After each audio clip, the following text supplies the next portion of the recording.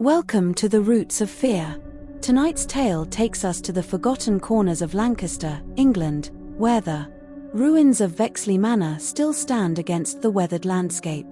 I am your host, and tonight we delve into a story passed down through generations. A tale of ambition, madness, and the consequences of disturbing forces best left undisturbed. The story of the Vexley family and their infamous bell tower. The year was 1847 when Ambrose Vexley, a merchant who had made his fortune in the East India Company, returned to his homeland with pockets full of colonial wealth and a mind brimming with grand ambitions. Having purchased a vast tract of land in the mist-shrouded hills of Lanarkshire, Ambrose set about building what he envisioned would be a lasting monument to the Vexley name, a sprawling manor house that would stand for centuries. Ambrose was not a man of half measures. While other wealthy men of his era might have been content with a stately home and modest grounds, Ambrose's vision extended beyond mere comfort or status. The manor he designed featured peculiar architectural choices, corridors that seemed to lead nowhere, staircases that spiraled in unusual patterns, and most notably, a bell tower that rose from the eastern wing like a sentinel watching over the surrounding valleys. The bell tower stood nearly 60 foot tall, a slender spire of weathered stone that appeared almost too thin to support itself. At its peak hung a single bell crafted from an unusual alloy that gave it a distinctive silvery black sheen. Local craftsmen commissioned to install the bell reported that it made no sound when tested. A curious detail that Ambrose dismissed with irritation, insisting that they had simply failed to strike it properly. Records from the construction period suggest that Ambrose had brought the bell back from his travels in India, though the exact origin remained unclear. In his private correspondence, later discovered hidden in a compartment beneath the manor's library floor, Ambrose referred to acquiring the bell from a temple where silence was worship and sound was sacrifice. These cryptic words would take on a more sinister meaning in the years to come. The construction of Vexley Manor was completed in the autumn of 1849, and Ambrose moved in with his wife Eleanor and their 3 children, twins Cyril and Cecilia, aged 14, and their younger brother Edward, who was just 7. The family's arrival was marked by a grand celebration attended by nobility and businessmen from across the county, all eager to glimpse the eccentricities of Vexley Manor and the wealth Ambrose had brought back from the colonies. It was during this celebration that the first incident occurred. As midnight approached, the guests had begun to depart, and the Vexley family retired to their quarters. A young servant boy, named Thomas Miller, perhaps curious about the strange tower that had been the subject of so much gossip, slipped away from his duties and climbed the narrow spiral staircase that led to the bell chamber. What exactly transpired in that tower remains unknown, but shortly after midnight, the previously silent bell rang out across the estate. A single resonant toll that was described by those who heard it as not so much a sound as a feeling, a vibration that seemed to pass through the body rather than the ears. Thomas Miller was found the following morning, curled at the base of the tower, his eyes wide open and his face frozen in an expression of such profound terror that the local doctor declared he must have died from fright. Ambrose Vexley, rather than expressing remorse over the boy's death, flew into a rage, demanding to know who had given the child permission to enter the tower.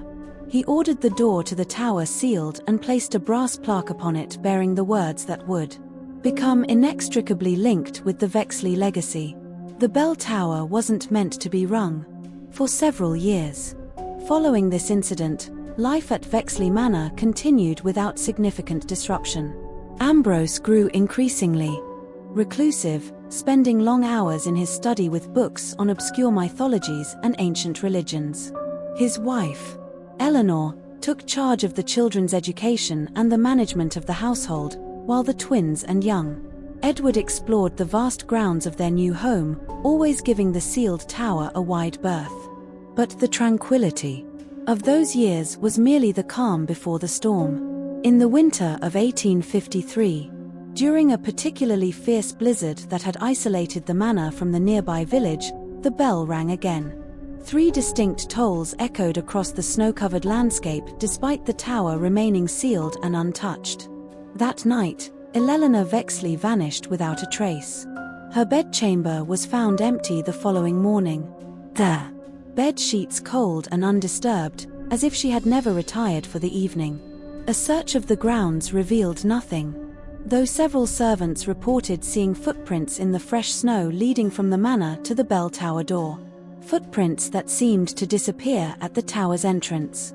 Ambrose's behavior following his wife's disappearance became increasingly erratic. He ordered the servants to keep a constant vigil around the tower, forbidding anyone from approaching it under any circumstances. He began sleeping in the corridor outside the tower entrance, armed with a loaded rifle. The children, now largely neglected by their distracted father, were left to the care of the housekeeper, Mrs. Pembroke, who later recounted that young Edward had begun sleepwalking, often found standing before the tower door, his small hand reaching for the handle. By the spring of 1854, rumors had begun to circulate in the nearby village of Blackthorn. Some claimed to have heard the bell tolling on moonless nights, while others spoke of lights seen in the tower despite its sealed entrance. The local vicar, concerned for the spiritual welfare of the Vexley household, made several attempts to visit the manor, but was turned away each time by an increasingly disheveled and hostile Ambrose. In his journal, recovered decades later, the vicar wrote, "I fear that Mr. Vexley has brought back more than mere trinkets from the East. There is a darkness that surrounds that house now, a palpable sense of wrongness that causes even the birds to fall silent as one approaches. The property of particular concern is the tower, which seems to draw the eye, no matter where one stands on the grounds, as if it exists somewhat more substantially than its surroundings." The situation reached a breaking point in the summer of that year. On the night of the summer solstice, several villagers reported hearing the bell toll continuously for nearly an hour, a sound described as mournful and hungry. The following morning, a maid arriving for her duties found the manor's front door standing open, the entrance hall empty, and no sign of life within the house. When the local constabulary was finally summoned, they discovered a scene of inexplicable abandonment. The breakfast table had been set for 4, the food untouched and grown cold. Personal belongings remained in their places, suggesting no planned departure. The only sign of disturbance was a trail of muddy footprints, small like those of children, leading from the bedrooms down the main staircase, through the eastern corridor, and ending at the tower door, which now stood ajar despite its heavy lock. Inside the tower, the search party found Ambrose Vexley alone, sitting cross-legged on the floor directly beneath the bell, which hung motionless above. He was alive but unresponsive, his eyes fixed on something unseen, his lips moving in what appeared to be silent conversation. Of his children, there was no trace. When questioned about their whereabouts, Ambrose would only repeat, "They answered when called. They answered when called." Ambrose Vexley was removed from the manor and committed to the Blackthorn Asylum, where he remained until his death in 1861. During his 7 years of confinement, he spoke rarely, though the asylum director, Dr. William Harlow, kept detailed records of his occasional moments of lucidity. In these brief windows, Ambrose would often speak of the bell as if it were a living entity, referring to it as the hungry one and the caller from beyond the veil. Most disturbing were his final words, recorded by a nurse just hours before his death. "It waits between the tolls, the silence between each ring. That's where it lives. That's where they all live now. My Eleanor, my children. Waiting in the space between sounds, and it grows hungrier still." Following Ambrose's death, Vexley Manor passed to a distant cousin who showed little interest in the property. The house remained uninhabited for nearly 2 decades, falling into gradual disrepair. Local farmers reported that no birds nested in or near the bell tower, and that wildlife seemed to avoid the entire eastern side of the property. The bell itself, according to those brave enough to approach the tower, never showed signs of rust or weathering, despite its exposure to the elements. In 1882, the property was purchased by a retired colonel named James Blackwood, who dismissed the local superstitions as countryside nonsense and set about restoring the manor to its former glory. Despite warnings from the villagers, Blackwood made the tower his first priority for renovation, intending to use it as an observatory for his astronomical interests. The colonel's skepticism, however, was short-lived. According to his private journal, on the first night he spent in the manor, he was awakened by what he described as a presence in the room, a heaviness in the air that made breathing difficult. Opening his eyes, he claimed to have seen the figure of a woman standing at the foot of his bed, a pale, slender figure with eyes like empty spaces. The apparition spoke no words, but turned and moved toward the door, pausing as if waiting for him to follow. Against his better judgment, Blackwood did exactly that, following the spectral woman through the darkened corridors of the manor until they reached the tower door. There she vanished. But as Blackwood stood confused in the darkness, he heard a child's voice from within the tower whisper, "Help us. Ring it again. Ring it and bring us back." Blackwood, a man of science and rational thought, initially attributed the experience to a vivid dream brought on by the local tales he had heard. But as the nights progressed, the visitations continued. Sometimes it was the woman, presumably the ghost of Eleanor Vexley, while on other nights he would wake to find the spectral figures of children standing silently by his bedside, their eyes hollow and pleading. After a month of these nocturnal encounters, Blackwood's journal entries became increasingly erratic. He began to research the history of the bell, corresponding with scholars of Eastern religions and occult practices. One such scholar, a Professor Harrington from Oxford, visited the manor in the spring of 1883 and was permitted to examine the bell from a distance. In his subsequent letter to Blackwood, he wrote, "The symbols etched into the bell's surface are unlike anything I have encountered in my studies of Indian religious artifacts. They bear some resemblance to certain Pravedic scripts, but contain elements that suggest a far older origin. Of particular note is the recurring motif of what appears to be a doorway or portal surrounded by figures and attitudes of supplication or perhaps warning. I would strongly advise against any attempt to sound this bell, as such objects in certain traditions were believed to serve as conduits between our world and others less hospitable to human life." Despite this warning, Blackwood's fascination with the bell only grew. His journal entries from the summer of 1883 reveal a man increasingly obsessed, convinced that the spectral visitations were not threats, but pleas for help, that the Vexley family was somehow trapped in some other plane of existence, accessible only through the tolling of the bell. On the autumnal equinox of that year, Blackwood made his fateful decision. His final journal entry reads, "I can bear their suffering no longer. The children wept again last night, their tears falling without sound. They are caught between worlds. And I now understand that the bell is both their prison and their potential salvation." Ambrose did not understand the power he brought back with him. The bell does not merely call. It opens a door. And tonight, I shall ring it with proper intent, not in ignorance, as others have done. I shall bring them back or join them in their exile. That night, the bell of Vexley Manor rang out 3 times across the countryside. Villagers reported that each toll seemed to last impossibly long, the sound hanging in the air like a physical presence. Some claimed that between the tolls they heard other sounds, voices calling in unknown languages, and a rushing noise like a great wind, though the trees stood motionless.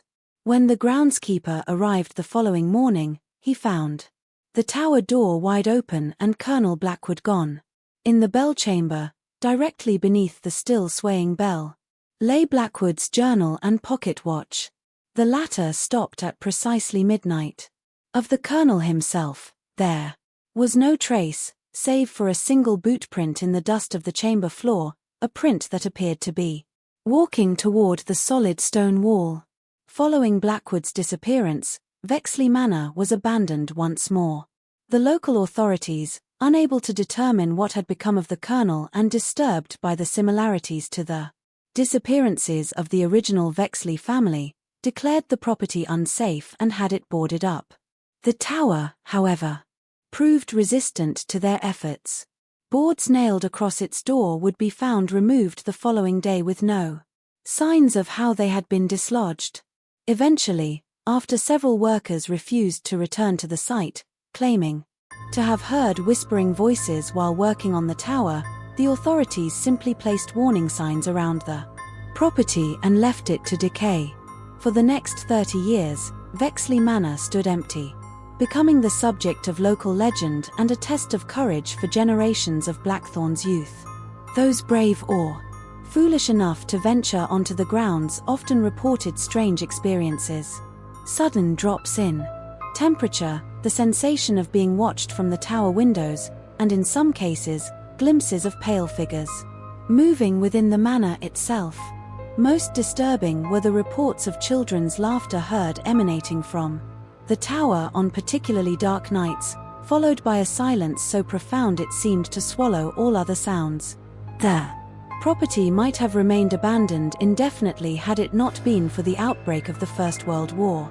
In 1916, with hospitals overflowing with wounded soldiers, the British government requisitioned numerous private estates to serve as convalescent homes. Despite its reputation, Vexley Manor's size and location made it an ideal candidate for conversion. And by the autumn of that year, the first patients were installed in the hastily renovated West Wing. Captain Henry Sullivan, the medical officer assigned to oversee the facility, noted in his initial report that the East Wing, including the bell tower, had been sealed off due to structural concerns. In truth, as his private correspondence revealed, the decision was influenced by the unease the tower provoked in both the renovation crews and the first staff members to arrive at the manor. Sullivan, a pragmatic man with little patience for superstition, attributed this unease to the isolation of the property and the psychological strain of working with severely wounded men. For the first few months, the Vexley Manor Convalescent Home operated without incident. The patients, primarily officers suffering from physical wounds and what was then termed shell shock, seemed to respond well to the quiet rural setting. The only notable issue mentioned in several of Sullivan's reports was the difficulty in keeping patients from venturing into the sealed East Wing despite clear prohibitions against doing so. There appears to be a peculiar fascination with the tower, visible from the south lawn. Sullivan wrote in February 1917, "Several patients have been found attempting to access the East Wing, and when questioned, many claim to have heard their names being called from that direction. Given the fragile mental state of many of these men, we have installed additional locks on all connecting doors." The situation changed dramatically in the spring of 1917 with the arrival of Lieutenant Thomas Sheffield, a young officer who had been pulled from the rubble of a collapsed trench in Flanders, the sole survivor of his platoon. Sheffield's physical injuries were relatively minor, but his mental state was severely compromised. He spoke rarely, and when he did, it was often to describe hearing the voices of his dead comrades calling to him from just out of sight. Within days of Sheffield's arrival, other patients began to report increased instances of what Sullivan clinically termed auditory hallucinations. Men claimed to hear whispers in empty rooms, the sound of footsteps in corridors that proved vacant, and most commonly the distant voices of loved ones or fallen comrades calling their names, always from the direction of the East Wing. The situation reached a Crisis point on the night of April 17, 1917. A violent storm had knocked out the manor's electrical system, leaving the building in darkness, saved for emergency lanterns. In the confusion, Lieutenant Sheffield somehow gained access to the sealed east wing. A night nurse reported seeing him moving purposefully down the corridor as if being led by an unseen hand, but by the time she raised the alarm, he had disappeared into the darkness beyond the connecting door.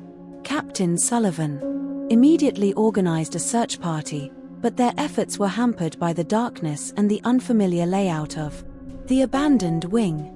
It was nearly an hour before they heard the sound that would later feature in the nightmares of every man present.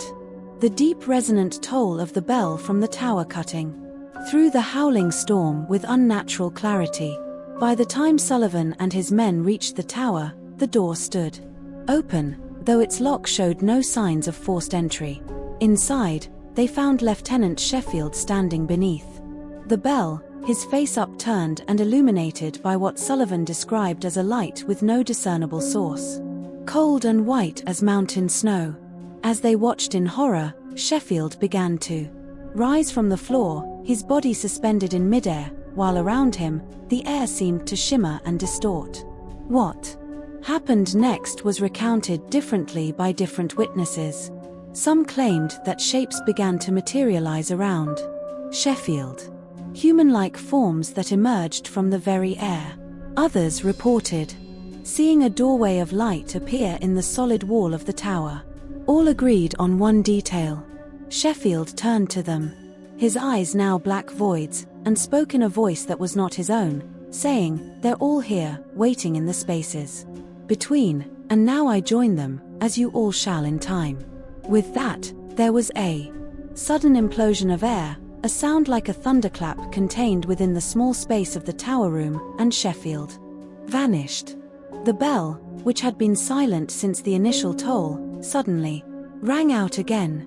3 clear resonant tones that seemed to vibrate through the bodies of the men present rather than their ears. The Vexley Manor Convalescent home was evacuated the following day. The patients transferred to other facilities under the official explanation of structural concerns following storm damage.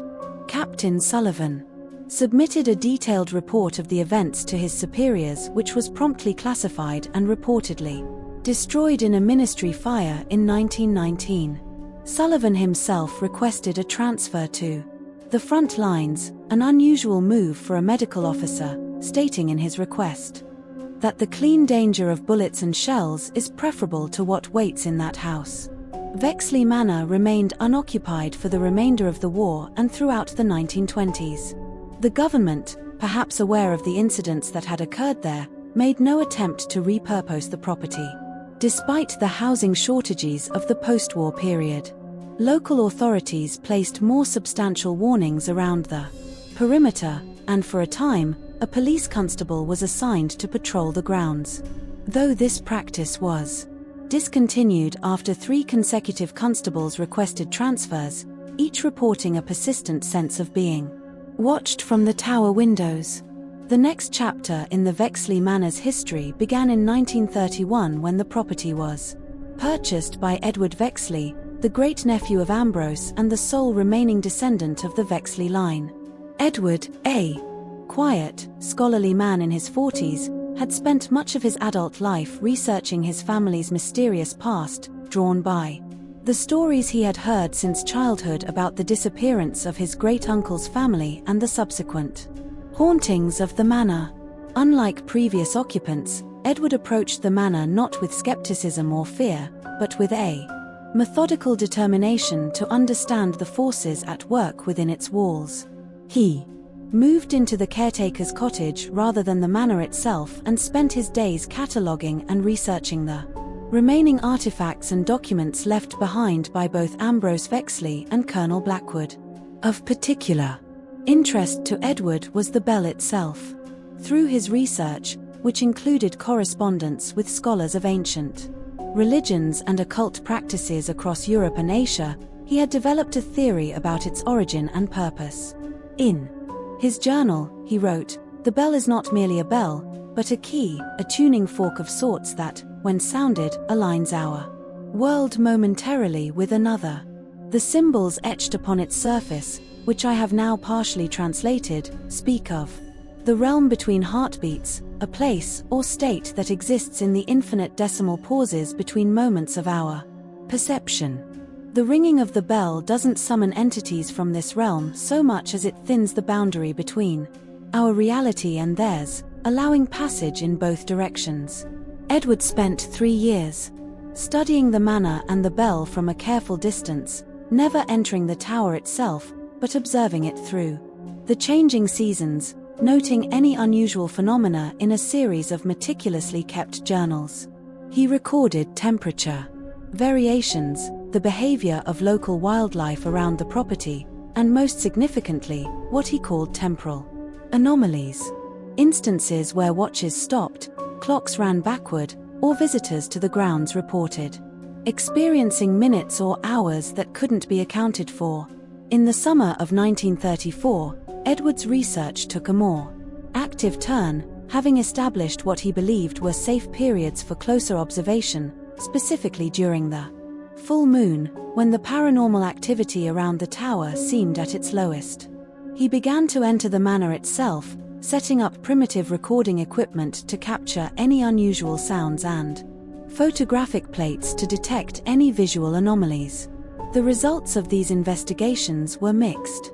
Most of the recordings captured nothing but the natural sounds of an old house settling, though on several occasions, Edward noted what appeared to be whispers or distant conversations that couldn't be attributed to any external source. The photographic evidence was more compelling. Several plates showed distinct orbs of light near the tower, while others captured what seemed to be human figures, transparent and indistinct, standing in corridors or peering from windows. Edward's approach remained scientific throughout, each experience catalogued with detached precision. However, as the months passed, a subtle shift began to appear in his journal entries. The clinical observations gave way to more personal reflections, particularly regarding dreams in which he encountered children playing in the manor grounds. Children he somehow knew to be his long-lost relatives. "I dreamed of them again last night," he wrote in February 1935. Cyril and Cecilia running through the winter garden, their laughter echoing strangely as if coming from very far away. They stopped when they saw me watching, and Cecilia, or the entity presenting itself as Cecilia, beckoned to me. "You're one of us," she said. "You can help us come back." I find myself increasingly convinced that these are not mere dreams, but some form of contact from whatever realm holds my ancestors. By the spring of 1935, Edward's journals show a man increasingly torn between scientific caution and emotional involvement. He began to spend nights in the manor itself, sleeping in a small room in the west wing, but inevitably finding himself drawn toward the east wing and the tower as darkness fell. He reported increasingly vivid encounters with what he believed were the spirits of the Vexley family, no longer confined to dreams, but appearing during his waking hours. "Eleanor came to me today," reads an entry from April 1935. "Not in dream or darkness, but in the full light of afternoon as I sat in the library, she materialized like mist, condensing into form, her eyes holding a profound sadness. 'My children,' she said, 'they cannot rest. The space between holds them, neither here nor there, neither living nor truly dead.' When I asked what I could do to help them, she simply turned toward the direction of the tower, then faded from sight." It was around this time that Edward began to develop a theory that would ultimately prove fatal. Through his research and experiences, he had come to believe that the disappearances associated with the bell were not cases of people being destroyed or consumed by some malevolent force, but rather of them being trapped in the realm between, a parallel space that existed alongside our own, but could only be accessed through the specific resonance of the bell. Furthermore, he believed that this transition was incomplete for the previous victims, that they existed in a state of limbo because the bell had never been rung in the proper sequence. In his final journal entries, Edward wrote of discovering a pattern in the symbols etched on the bell's surface, a sequence of 7 tolls that he believed would fully open the passage between worlds and potentially allow those trapped to either return to our reality or move on to whatever lay beyond. The partial soundings of the bell, the single toll that took the servant boy, the 3 that led to the disappearance of my ancestors, the 3 that claimed Colonel Blackwood. These were incomplete keys, he wrote. The full sequence of 7 properly spaced and intoned should stabilize the connection between realms. My research suggests that this would create not just a momentary thinning of the boundary, but a lasting doorway through which those trapped might find release. On the summer solstice of 1935, Edward Vexley made his final visit to the bell tower. He left his journals in the caretaker's cottage along with a letter addressed to the British Society for Psychical Research detailing his theories and the experiment he intended to perform. The letter concluded with the words, "If I do not return, do not assume that I have met with tragedy. It may be that I have simply found my way to where the rest of my family waits in the space between heartbeats. And if my theory proves correct, perhaps we shall all find our way back together." That night, according to reports from the nearby village, the bell of Vexley Manor rang out 7 times, each toll separated by exactly 1 minute. Witnesses described the sound as clearer and more powerful than any church bell, carrying per miles despite the still summer air. After the 7th toll, a bright light was seen emanating from the tower, visible even from the village, lasting for several minutes before being suddenly extinguished. When the caretaker arrived the following morning and found no sign of Edward, the authorities were notified. The police investigation discovered nothing to suggest foul play or suicide, simply another disappearance in the long, strange history of Vexley Manor. The tower itself showed signs of recent presence, a chair positioned directly beneath the bell, a single candle burned down to the socket, but of Edward Vexley there was no trace. The letter and journals were duly delivered to the Society for Psychical Research, where they caused considerable debate among members. A small expedition was organized to investigate the manor, equipped with what were then the most advanced tools for paranormal research. Their findings, while inconclusive by modern scientific standards, included several phenomena that defied conventional explanation. Electromagnetic readings around the tower that fluctuated wildly without apparent cause. Audio recordings that when played back contained voices not heard during the original recording, including what seemed to be children's laughter and a woman calling the name Ambrose repeatedly. Photographic plates that, when developed, showed what appeared to be human figures in period dress, transparent but distinct, gathered around the tower. Most significantly, a series of temperature drops in the bell chamber itself, so severe that water froze in a glass left overnight despite the summer heat.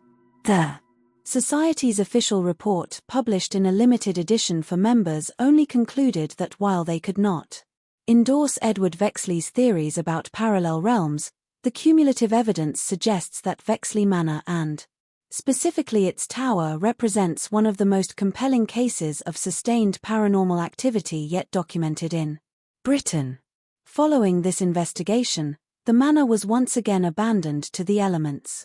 The Society attempted to purchase the property for ongoing research, but encountered a series of bureaucratic obstacles that its members attributed to deliberate obstruction by government officials who wanted the entire matter forgotten.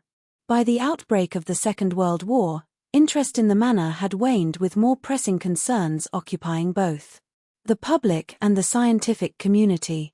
During the war years, Vexley Manor briefly served as an emergency storage facility for artifacts from various museums in Manchester and Liverpool, moved to rural locations to protect them from German bombing.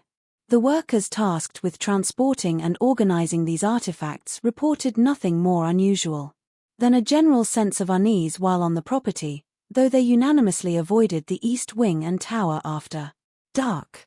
It was in the post-war period that the modern legend of Vexley Manor began to take shape. With the property now falling into serious disrepair, the local council erected fencing around the perimeter, ostensibly to prevent accidents. This barrier, of course, served mainly to attract curious teenagers and thrill-seekers for whom a night at Vexley became a rite of passage in the 1950s and 60s.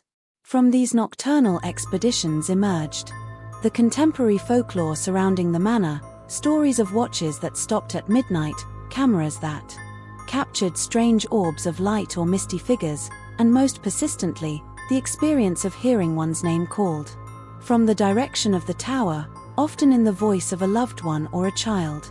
One incident from this period stands out for its documentation and multiple witnesses. In the summer of 1962, a group of university students from Manchester, equipped with early portable tape recorders and cameras, spent a night in the manor as part of a self-styled paranormal investigation. Their experience, later published in a student journal and subsequently picked up by several national newspapers, involved what they described as a full manifestation shortly after midnight. According to their account, the group had set up their equipment in the main hall of the manor when they began to hear what sounded like footsteps moving through the east wing. Following the sound, they encountered a sudden drop in temperature as they approached the corridor leading to the tower. Their tape recorder running continuously captured what they claimed was the sound of children's voices whispering just at the threshold of audibility. As they reached the tower door, which stood ajar, despite the heavy chain and padlock, the group had observed upon their arrival, their torch beams reportedly passed through the figure of a woman in Victorian dress standing at the foot of the tower stairs. The figure, which all 5 students claimed to have seen, clearly turned and ascended the stairs, seeming to beckon them to follow. 2 of the students did follow while the others remained behind, too frightened to proceed. Those who ascended reported reaching the bell chamber to find it illuminated by a light with no visible source, revealing the figures of 2 children, a boy and a girl of about 14, standing beneath the bell. Before any interaction could occur, the light intensified to a blinding level, then vanished, plunging the tower into darkness. When the students were able to see again, the figures had disappeared. The audio recording from this encounter, which survived and was later analyzed by audio engineers, contains several anomalies. Periods of complete silence where ambient room noise should be audible, followed by bursts of what was described as multiple voices speaking simultaneously. 2 overlapped to distinguish individual words. Most striking is a child's voice clearly captured saying, "The door is open now. But we can't come through." Not yet. This incident renewed public interest in Vexley Manor, leading to a brief period where the property became something of a tourist attraction for those interested in the paranormal. The local council, concerned about liability and the structural safety of the increasingly dilapidated building, eventually took more stringent measures to secure the site, including hiring a permanent security guard who lived in the renovated caretaker's cottage. Malcolm Briggs, who served as the property's guardian from 1965 to 1973, kept a detailed log of his experiences, which he later published as a short memoir titled 8 Years at Vexley. Briggs, a former military man with no previous interest in the supernatural, documented a progression of experiences that transformed him from skeptic to believer. "At first, I attributed the sounds to the natural settling of an old structure," he wrote. "The footsteps to animals that had found their way inside. The whispers to wind moving through broken windows and cracked walls. But over time, the patterns became too consistent, too intelligent to dismiss. They weren't random occurrences, but what felt like attempts at communication.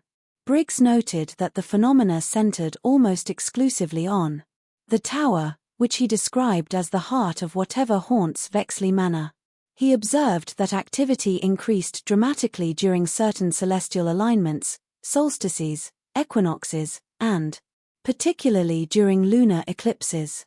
On such nights, he would often see lights moving within the tower despite it being inaccessible from the ground floor after a partial collapse of the staircase in 1967. Most significantly, Briggs documented what he called visitation cycles, periods of intense activity followed by weeks or months of relative quiet. These cycles began to form a pattern that he correlated with the lunar calendar, noting that the most powerful manifestations occurred every 7 months. On nights when the moon was exactly half full. It's as if whatever presence inhabits the tower is attempting to establish a resonance, he wrote, like a signal growing stronger and then fading only to return with greater intensity the next cycle. The impression this gives is not of random hauntings, but of something purposeful, an intelligence working methodically towards some goal. Briggs's tenure as caretaker ended abruptly in the autumn of 1973 when he failed to report for a scheduled meeting with council officials. When police were dispatched to check on his welfare, they found the caretaker's cottage empty with no signs of struggle or planned departure. Briggs's personal belongings, including the journal he had been keeping, remained in place. His car sat in the driveway, keys in the ignition. The only clue to his whereabouts was a single page torn from his journal found on the kitchen table containing just 3 lines. The pattern is complete. 7 cycles of 7 months. I understand now what Edward Vexley discovered. The sequence isn't about the number of tolls, but the timing between them. Tonight I will hear the bell ring once more, and I will finally learn what waits in the space between. Malcolm Briggs was never found, and following his disappearance, the local council made the decision to demolish Vexley Manor, citing safety concerns. However, when the demolition crew arrived, they encountered what the foreman later described as technical difficulties of an inexplicable nature. Equipment malfunctioned. Workers reported sudden illnesses. And in one widely reported incident, a wrecking ball swung to strike the east wing inexplicably changed direction in midair as if deflected by an invisible barrier. After 3 failed attempts at demolition, the council abandoned the effort, instead choosing to secure the property as best they could and simply leave it to decay naturally. The tower remarkably remained intact despite the deterioration of the surrounding structure, standing like a defiant sentinel as the years passed. In the decades that followed, Vexley Manor receded from public attention, becoming little more than a footnote in books about Britain's haunted locations. Occasional trespassers still sought access to the site drawn by the enduring legend, but no further disappearances were recorded. It seemed as if whatever force had claimed Ambrose Vexley's family, Colonel Blackwood, Edward Vexley, and Malcolm Briggs, had either been satisfied or had gone dormant. This period of quiet ended in the spring of 2018, when Drive Sophia Chen, a theoretical physicist specializing in quantum mechanics, purchased the land on which the ruins of Vexley Manor stood. Dr. Chen, whose academic work focused on theories of parallel dimensions and quantum resonance, had become interested in the Vexley case after reading Edward Vexley's journals in the archives of the Society for Psychical Research. Unlike previous investigators, Dr. Chen approached the site with neither superstition nor skepticism, but with a hypothesis grounded in cutting-edge physics. In her research proposal submitted to a private foundation that funded her work, she wrote, "The consistent patterns of temporal and spatial anomalies reported at Vexley Manor align remarkably with certain predictions of M-theory, particularly regarding points of dimensional intersection. If the structure known as the bell tower does indeed represent such a thin point between dimensional branes, then the documented phenomena, disappearances, apparitions, audio Anomalies could potentially be explained as bleed-through from a parallel reality existing in quantum superposition with our own. Dr. Chen established a research station in a prefabricated building erected a safe distance from the manor ruins. Equipped with an array of sophisticated monitoring equipment, quantum field detectors, gravimetric sensors, and multispectrum cameras designed to capture phenomena beyond the range of human perception. For the first time, the strange occurrences at Vexley Manor were subjected to rigorous scientific observation. The preliminary findings published in a controversial paper that divided the scientific community suggested that the area surrounding the tower exhibited measurable quantum abnormalities. Specifically, subatomic particles in the vicinity showed patterns of quantum entanglement that, according to Dr. Chen, indicated a persistent connection to another set of particles existing in what might be termed a parallel configuration to our observable reality. More dramatically, Dr. Chen's equipment recorded what she termed dimensional oscillations, periodic fluctuations in the quantum field surrounding the tower that corresponded precisely with the 7-month cycle previously noted by Malcolm Briggs. These oscillations, invisible to human perception, but clearly captured by the sensitive instruments, appeared to be increasing in amplitude with each cycle, suggesting a growing instability in the boundary between dimensions. It was during the 5th such cycle of her observation in the winter of 2020 that Dr. Chen made the discovery that would ultimately lead to the current situation at Vexley Manor. While analyzing the harmonic pattern of the dimensional oscillations, she identified what she believed was a mathematical correlation between these quantum fluctuations and the acoustic properties of the bell in the tower. The bell appears to function as a quantum tuning fork, she wrote in her research log.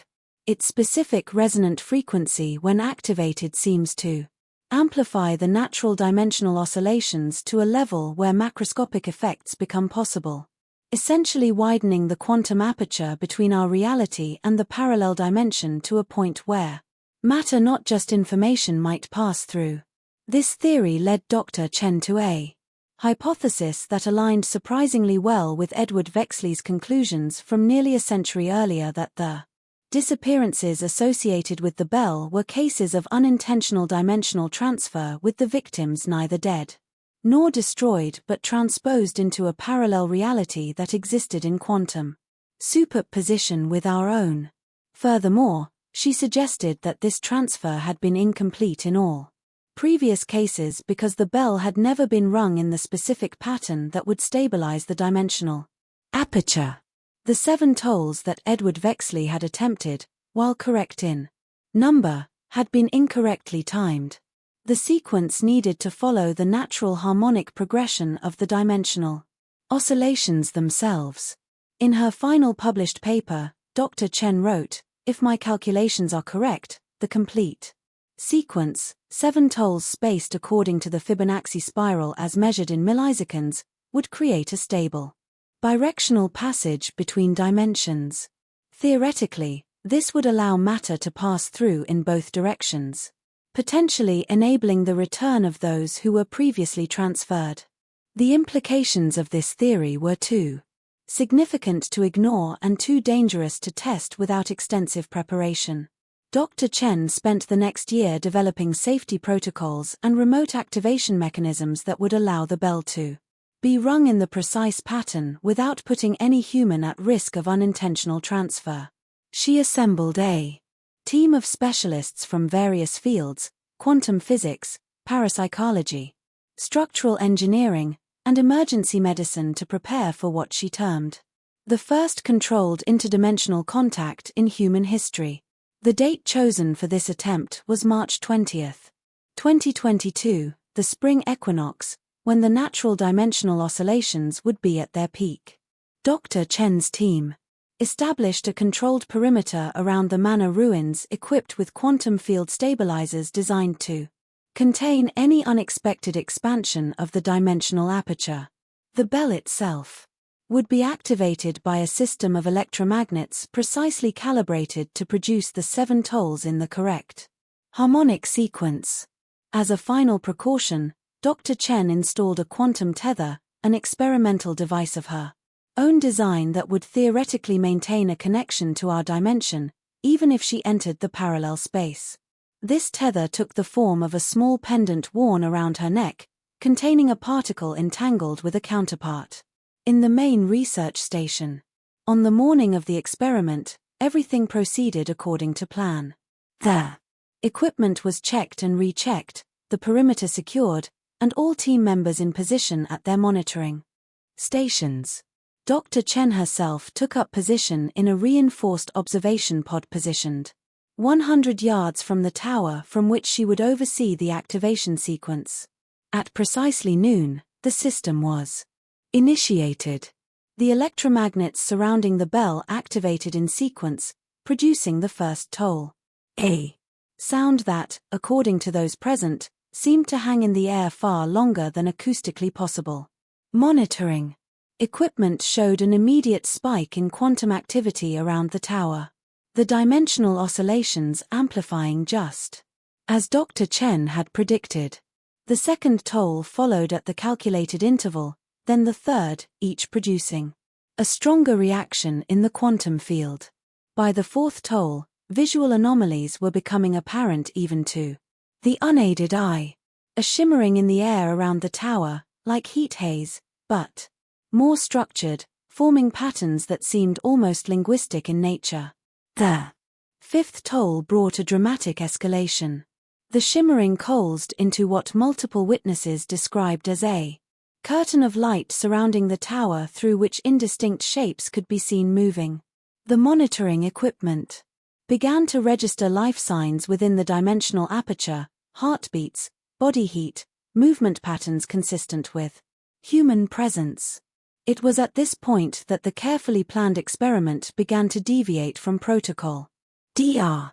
Chen, monitoring the readings from her observation pod, noted that the quantum signatures appearing within the aperture matched theoretical models for human consciousness transferred to a quantum state. In her final communication to the team, she said simply, "They're there. All of them. Every person who ever disappeared at Vexley, they're waiting." In the space between. Before her team could respond, Dr. Chen left the observation pod and began moving toward the tower, ignoring the shouts of her colleagues and the safety protocols she herself had established. As the sixth toll sounded, she had reached the base of the tower, the quantum tether around her neck glowing with an inner light, visible even from the research station. What happened next was captured by multiple cameras and witnessed by the entire research team. As Dr. Chen approached the dimensional curtain surrounding the tower, figures began to emerge from within it, indistinct at first, then gaining solidity as they moved forward. Witnesses identified what appeared to be a Victorian-era woman, 2 adolescent children, a man in early 20th century clothing, and several others, all moving with purpose toward the boundary of the curtain. The 7th toll sounded just as Dr. Chen reached out to touch the dimensional boundary. The curtain of light expanded suddenly, engulfing her completely. For a brief moment, the cameras captured Dr. Chen standing among the figures from Vexley's past. Her expression one of wonder, rather than fear. Then, as the final resonance of the 7th toll faded, the curtain contracted with explosive force, sending a shock wave across the manor grounds that disabled much of the monitoring equipment. When the research team were able to approach the tower, they found no sign of Dr. Chen. The tower itself appeared unchanged, the bell hanging motionless despite the activation sequence. The only evidence of what had transpired was the quantum tether counterpart in the research station, which continued to register an active connection to somewhere. In the days that followed, this connection produced data that Dr. Chen's team is still analyzing. Mathematical sequences, wave patterns, and most intriguingly, brief fragments of what appear to be English text, seemingly transmitted directly through the quantum entanglement. These fragments, while incomplete, suggest that Dr. Chen is alive and conscious in whatever dimensional space exists on the other side of the aperture. One message. Received approximately 1 week after the event reads, dimensional translation successful. Vexley family. Here along with others not dead existing in quantum superposition. Bell creates passage when properly activated. Working on stable return protocol. Do not attempt retrieval until further notice. The most recent message received just 3 days ago consisted of a mathematical formula followed by the words aperture. Stability requires balanced exchange. For each one that returns, one must cross over. The bell knows who belongs where. 7 days, 7 tolls. Prepare the tower. As of this recording, Dr. Chen's research team has established a permanent monitoring station at Vexley Manor, maintaining the quantum link to their colleague while attempting to decipher the complete return protocol. The local authorities, now fully briefed on the situation, have established a 5 mm exclusion zone around the property, citing scientific research of national importance. And so we arrive at the present moment in the long and macabre history of the Vexleys and their bell tower. Is Dr. Chen's experience proof that the disappearances associated with the bell were not deaths, but dimensional transfers? Are the Vexley family, Colonel Blackwood, Edward Vexley, and Malcolm Briggs, all existing in some parallel reality, waiting for the proper sequence to bring them home? And perhaps most troublingly, what did Dr. Chen mean by balanced exchange? Who or what must cross over in the opposite direction for the dimensional equilibrium to be maintained? These questions remain unanswered as we conclude tonight's episode of the Ghastly Journal. The bell tower of Vexley Manor stands as it has for nearly 2 centuries, neither fully of this world nor entirely of another, marking the boundary between dimensions with its silent presence. The warning remains as pertinent now as when Ambrose Vexley first inscribed it upon the tower door. The bell tower wasn't meant to be rung, unless perhaps it was meant for exactly that purpose. Not by those who built it, but by whatever waits in the space between tolls, the realm between heartbeats, patiently calling across dimensions for someone to open the door and let them through. This has been the Roots of Fear. Until next time. Remember that the veil between worlds is thinner than we know.